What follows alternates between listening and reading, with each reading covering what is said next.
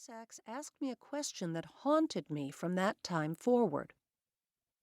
As I went through vision therapy and experienced one visual epiphany after another, I grew increasingly confident of my answer to that question and held many conversations with him in my head.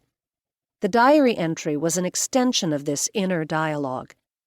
It began with his question.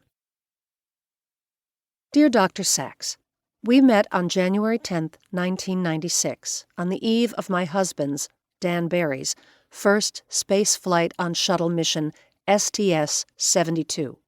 We met at Florida's space camp where I hosted a party for my launch guests.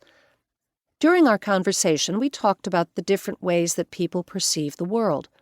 I mentioned that my perception of the world was a bit different than most because I saw with only one eye at any one time.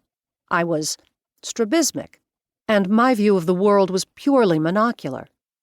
Strabismus refers to misaligned eyes. Horizontal misalignment leads to crossed eyes, esotropia, or wall eyes, exotropia. In addition, eyes can be vertically misaligned. You asked me if I could imagine what the world would look like when viewed with two eyes. I told you that I thought I could. After all, I am a neurobiology professor at Mount Holyoke College. I have read plenty of papers on visual processing, binocular vision, and stereopsis. I thought that this knowledge gave me some special insight into what I was missing. But I was wrong. Over the last 2 years, thanks to the advice of an exceptional optometrist, a new pair of glasses, and daily vision therapy, I have learned to use my two eyes together. The change in my vision has been extraordinary. The world is rounder, wider, deeper, more textured, and more detailed. What surprises me most is that I can now see empty space, the space between objects. My vision continues to change and to bring me new delights and surprises each day.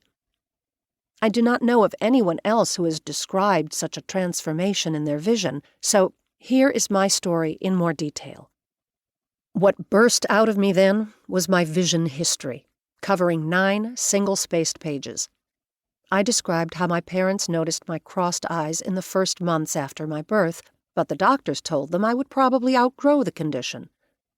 When I was 2 and still cross-eyed, we moved to Connecticut, where I was seen by the prominent eye surgeon Rocco Fasanella at Yale New Haven Hospital. He prescribed glasses and performed 3 eye muscle surgeries when I was 2, 3, and 7 years old. After the operations, my eyes looked straighter, though I initially struggled with reading in school and had a hard time learning to ride a bike. I left his care a few years later. When I was in the 4th grade, I saw Dr. Fasanella for the last time. He removed my glasses and told me that I could now do anything a person with normal vision could do, except fly an airplane. No one mentioned to me that I lacked binocular vision, and I remained happily ignorant of the fact until I was a junior in college. Binocular vision refers to the ability to simultaneously combine the information from both eyes. I no longer looked cross-eyed and no longer wore thick glasses. I could now enjoy recess without having to wear a cumbersome glasses guard, a contraption that looked like a catcher's mask and took the fun out of dodgeball.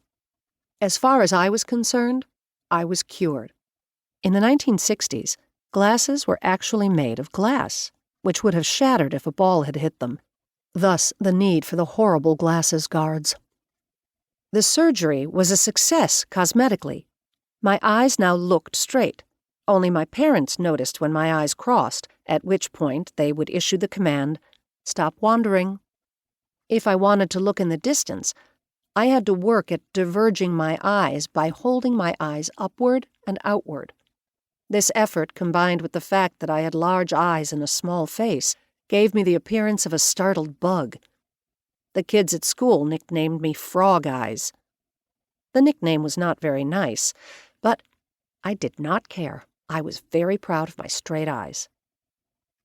Several years later, I discovered that I had not been cured. While taking a neurophysiology course in college, I learned that I didn't see the way most people did.